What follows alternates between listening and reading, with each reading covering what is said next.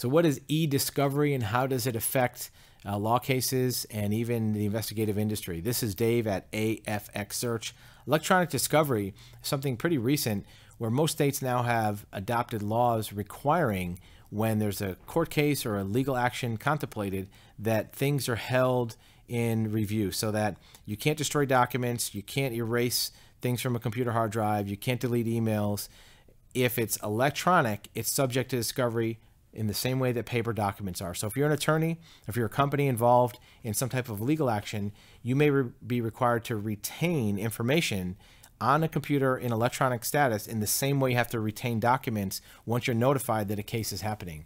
So if you're an attorney doing a lawsuit case, you want to make sure that, first of all, your client is retaining documents the right way, but also that the opposing party is retaining electronic information. Once you go into discovery, remember there's a lot of places that information can exist that may not be apparent to the legal industry. First of all, electronic discovery gets any files on computers. That includes backup documents, that includes even tape drives that have backed up computers in the past. And the reason that's important, some companies believe that they back up their computers, let's say every 60 days, and the old information is erased. Well, that may not be true. It may be backed up to a tape drive and then that computer is erased, but that tape drive retains the old information. Even that tape drive may last longer than 60 days because most large enterprises don't record over the same tape. They recycle these tapes. So they may have a set for this quarter, a set for the last quarter.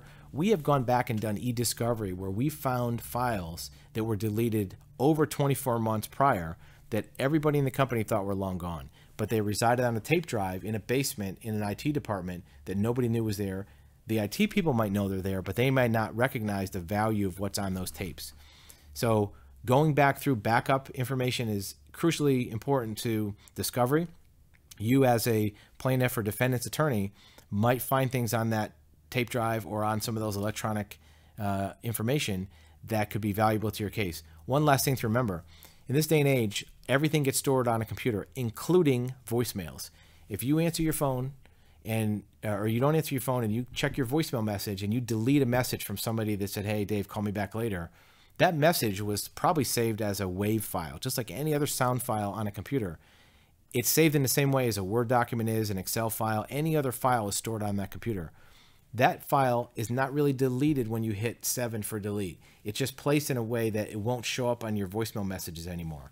That file is still on that hard drive on that phone computer. It's still backed up like any other file. It's probably still there 6 months, 8 months, a year later after it's been deleted. So if you think that there might be valuable information on old voicemail message for your adversary party, think about e-discovery. Think about how an investigator might be able to find these files and how it might help your case.